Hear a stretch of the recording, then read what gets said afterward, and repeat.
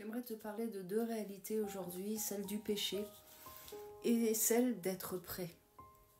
Donc je vais commencer avec cette dimension du péché. Cette nuit, après avoir passé un temps dans la prière, le Saint-Esprit m'a ramené à une scène que j'ai vécue quand je suis allée acheter quelque chose dans un bureau de tabac. Et pendant que j'attendais de payer, je regardais tout le stand où sont disposées les cigarettes. Et donc mes yeux parcouraient toutes les images les plus terribles les unes après les autres et dignes d'un film d'horreur où on voit la conséquence, où c'est apposé sur le paquet de cigarettes avec cette inscription "Fumer tue" et toute la panoplie de maladies qui peuvent se développer à travers la cigarette. Et je me disais, mais c'est tellement explicite, c'est clair, "Fumer tue", et en plus ils mettent les images sur les paquets de cigarettes et c'est pas des belles images, c'est la réalité de ce qui se passe et elles étaient toutes différentes. Et puis je me disais, mais c'est dingue de quand même continuer malgré ça à aller et acheter et fumer et se détruire. Et donc ça m'a ramené à cette dimension du péché et le Saint-Esprit me croisait ces deux images pour me faire comprendre que finalement on agissait de la même manière avec le péché. Je vais te lire dans Romains 6 au verset 23 un verset: car le salaire du péché c'est la mort, mais le don gratuit de Dieu c'est la vie éternelle dans le Christ Jésus notre Seigneur. Donc là il n'y a pas plus clair que la parole de Dieu qui nous dit le péché égale mort, fumer tue. Et je me suis dit, mais Saint-Esprit, on agit de la même manière. Alors tu vas me dire, oui, le péché, il y a petit, grand, petit, gros. Non, péché, c'est péché. Le péché va te séparer, va me séparer de la présence de Dieu. Le péché va faire qu'à un moment, mon cœur va s'endurcir. Je suis en train non seulement de m'endurcir, mais je suis en train de désobéir et en même temps de briser le cœur de Dieu. Et je crois qu'on est dans la même dimension que ce paquet de cigarettes où malgré tout ce qui est marqué dessus, il y a cette addiction, il y a ce fait de continuer et il y a cette destruction, même si on ne veut pas le voir, même si on met un couvercle, même si on va venir sur notre conscience dire c'est pas possible, ça va pas m'arriver, n'empêche qu'il y a une réalité, fumer tue, péché égale mort, comme le dit Romains 6 au verset 23. Et j'aimerais te sensibiliser à cette dimension qu'on ne peut pas jouer avec le péché. Le péché vient briser déjà le cœur de Dieu. Le péché nous sépare de la présence de Dieu. Le péché nous endurcit. Et finalement, il y a une dimension où elle nous éloigne de la présence de Dieu et en même temps, il y a cette crainte de l'Éternel qui n'est pas trouvée dans nos vies.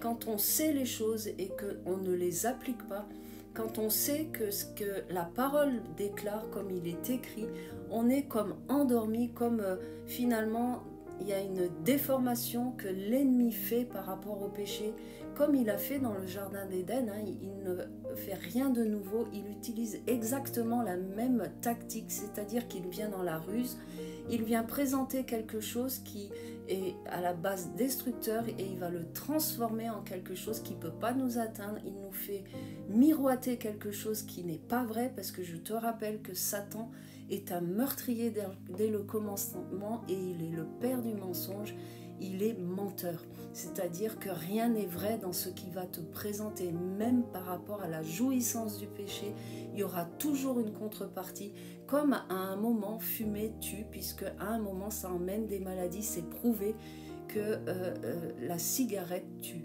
Et si tu remarques, si je prends l'image du serpent, bien souvent le serpent peut nous faire peur, le serpent peut s'agiter devant nous, il peut produire quelque chose, mais tant qu'il ne nous a pas mordu, il n'a pas injecté son venin. C'est son venin à un moment, quand il est injecté dans le corps, qui produit l'asphyxie et puis qui emmène la mort. Donc l'ennemi va toujours s'agiter, va nous proposer, il va amener une tentation, mais c'est que quand il va mordre, c'est-à-dire que tu vas prendre et tu vas consommer le péché, qu'à un moment, il va produire le pourquoi il a été pratiqué dans ta vie et il va amener des conséquences. Et même si on se masque les conséquences, il y a une réalité que le péché égale mort et il y a une séparation avec Dieu. Et s'il n'y a pas repentance, la destination, la Bible, elle est claire, Dieu parle de l'enfer. Et je crois qu'on diminue toutes ces réalités en ayant un évangile souvent de grâce et on se masque aussi cette réalité. Et j'aimerais te ramener à cette réflexion. Et avec un cœur vrai, que tu puisses examiner ton cœur, que j'examine aussi mon cœur, et comment le péché se propose devant nos vies, et comment par moments il vient mordre comme le serpent mord et injecter son venin. Et quand le serpent finalement vient par ruse, il va avoir un objectif principal, c'est travestir la vérité. C'est-à-dire qu'il va amener finalement une vérité et il va la tordre pour que toi tu puisses perdre la vision première que la vérité est la vérité, et elle va être amoindrie et il va y avoir comme un deal avec cette vérité pour toi te faire ta propre vérité, et finalement on arrive à cette aberration que malgré que ça soit marqué en gros fumer-tu avec les images, et ben on continue à fumer parce qu'on a tellement été au niveau de notre pensée tordue, on va dire, par le fait que l'ennemi se propose avec un discours, non, il ne va rien t'arriver, non, ce n'est pas la réalité, et finalement amoindrit les conséquences, mais n'empêche que les conséquences, elles sont là. Donc à un moment, il faut regarder que ce venin qui est injecté dans ton corps, il va avoir, quand tu es mordu par le péché, il va y avoir une diffusion de ce venin et ça va produire le pourquoi ce venin a été injecté dans ton corps, c'est-à-dire le but final, c'est la mort est amenée en dehors de la présence de Dieu, c'est-à-dire de ne pas rentrer à la maison avec Dieu, mais aller en enfer et aller dans les profondeurs de ce feu éternel. La Bible en parle, je t'encourage à chercher. L'enfer n'est pas un mythe, Satan n'est pas un mythe, le péché n'est pas un mythe. Tout ce qui est produit sur terre produit des conséquences d'une manière éternelle. Et c'est ça la vérité. Et dans cette même réalité, j'aimerais te parler par rapport au fait d'être prêt. Souvent, on oublie et on parle en disant « oui, Jésus revient bientôt ». Et finalement, on dit « mais il ne revient pas tout de suite ». Et moi, j'aimerais t'amener à cette réalité de pouvoir vivre comme si Jésus allait revenir chaque jour. Chaque jour comme si c'était ton dernier jour. Pourquoi? Parce que si ce n'est pas le retour de Dieu, de Jésus, c'est la propre mort qui peut frapper à tout moment. Et dans les deux cas, on se retrouve face à notre éternité. Et par moments, avec cette notion de ne pas avoir la réalité de ce qui est véritablement le péché, on oublie qu'à un moment, il y a une préparation et on vit comme si on ne devait jamais rencontrer Dieu. Et c'est pour ça que je croise ces deux dimensions, parce que quand on pêche, on est juste en train de dire, mais je vis comme si je n'allais jamais rendre compte de ce que je suis en train de poser sur cette terre. Je ne me prépare pas à rencontrer Dieu. C'est-à-dire qu'à un moment, la parole, et souvent je le dis après, la mort vient le jugement, c'est-à-dire qu'on est face à notre éternité et on va devoir rendre compte. Et on va devoir rendre compte. Ça, on ne peut pas y échapper. Si on pense pouvoir y échapper sur la terre, de toute manière, quand la mort frappe ou si le retour de Jésus vient, parce que ça, c'est une réalité qui doit être prise en compte chaque jour. C'est-à-dire qu'à un moment, oui, Jésus peut revenir. Et comment on se prépare? Est-ce que l'on est comme avec ces paquets de cigarettes en train de mettre notre conscience dans un coin et de dire mais c'est pas possible, il va pas revenir maintenant, et puis de toute manière c'est pas le temps, il y a encore plein de choses à faire. Oui, il y a plein de choses à faire, mais si il revient, est-ce que tu es prêt? Est-ce que je suis prête? Est-ce que je vis? Est-ce que je me prépare dans cette dimension-là? Quand on part en voyage, qu'est-ce qui se passe? Il y a toute une préparation. Il y a le fait de mettre nos papiers en ordre, il faut avoir un passeport, suivant là où tu vas, il y a besoin de visa. Il y a une préparation qui est active. On veille à ce que ce voyage puisse se passer dans toutes les bonnes conditions, qu'on puisse rentrer sur le territoire là où on va aller. Et pour le voyage qui est le plus important, celui de l'éternité, on ne se prépare pas. On met comme des couvercles. On continue de faire et d'agir dans des choses où on sait qu'on ne peut pas et on ne doit pas être dans cette dimension-là. Et il y a ce passeport que Dieu a placé dans nos mains pour pouvoir rentrer, qui est cette dimension de ce que Jésus a accompli à la croix, où lui, il nous a placés dans l'héritage complet à travers ce tout accompli, où il a rendu possible toute chose pour qu'on puisse rentrer. Mais qu'est-ce que nous faisons? Est-ce que nous sommes en train de jouer à l'église, de jouer à prier, de jouer à avoir un christianisme qui a perdu toute sa force, là où la crainte de Dieu n'est plus trouvée dans notre cœur, où on peut continuer aisément à aller dans une dimension de péché, et puis on peut parler des gros péchés, mais on oublie que Dieu n'a pas une échelle. Il est là si tu mens, la parole elle est claire. Si tu mens, si tu pratiques le mensonge, tu es digne de celui qui est à l'origine de cette nature. Qui est ton père? À un moment dit la parole de Dieu, celui qui pratique le péché a pour père le diable. Donc à un moment, posons-nous les bonnes questions. C'est une dimension d'amour que Dieu nous dit, mais prépare-toi mon Église. Tu vis comme si tu ne devais jamais me rencontrer. Et on ne peut pas dire, oui, Jésus va revenir dans longtemps, mais si le souffle de vie est ôté, nous sommes face à notre propre retour de Jésus. C'est-à-dire qu'on rentre dans l'éternité. Mais quelle éternité? Est-ce que nous mettons des couvercles en disant ça va passer? Est-ce que mon cœur est dans une réforme où je rentre dans une réalité de dire mais Seigneur, mais qu'est-ce que j'ai fait jusqu'à présent? Comment j'ai agi?